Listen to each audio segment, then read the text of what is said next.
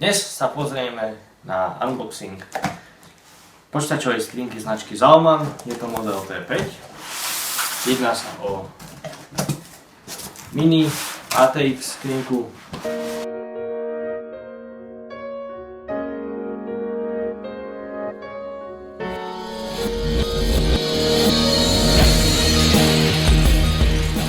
Máme pred sebou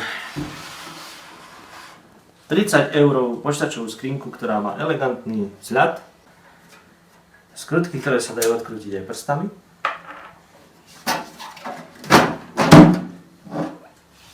Zložený bočný plech je pevný. Je tu aj prachový filter namontovaný. Inak na tento plech sa dá namontovať 12 cm ventilátor, dokonca 2. Samotná skrinka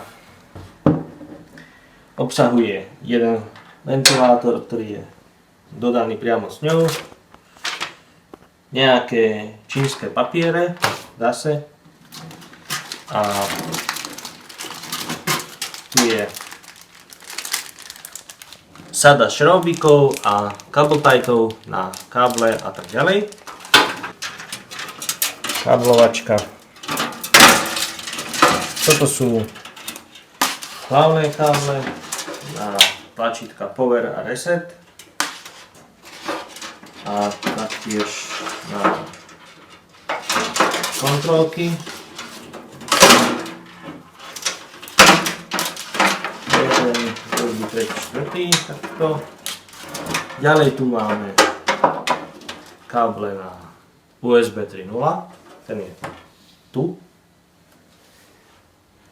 Potom tu máme USB 2.0, ten je hneď vedľa. A predný panel má aj zvuk, výstup na sluchatka, vstup na mikrofón. A v podstate skrinka je navrhnutá tak, aby zdroj sa namontoval na spodnú časť, s tým, že pokiaľ nebude položená na koberci, môže byť aj ventilátorom nadol, nakoľko výrobca umiestnil otvor aj na spodok. Takisto, keď sme už pri tom, dole z vnútornej strany sa dá uchytiť 2,5-kový SSD disk, ktorý je samozrejme možné uchytiť aj za základnú dosku dozadu, na zadnú časť skrine. Semka sa vojde klasický 3.5K disk na dáta alebo na hocičo iné. Ďalší 2,5-kový SSD disk sa dá dať sem a vrch ostal voľný pre mechaniku. Skrinka má predprípravu aj na vodné chladenie externé. Toto sa pekne vylomí a vytiahnu sa hadice do zásobníka.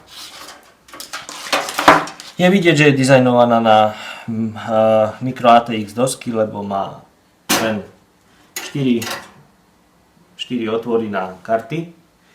Senka ide zadný panel. No a v podstate to je asi všetko. Cena skrinky je do 30 €. Link bude samozrejme dole v popise na zakúpenie a dizajnovo je to úplný elegant za tie peniaze. Oproti tej predošlej skrinke, o ktorej sme robili recenziu, video si môžete pozrieť kliknutím sem hore, je toto ďaleko krajšie.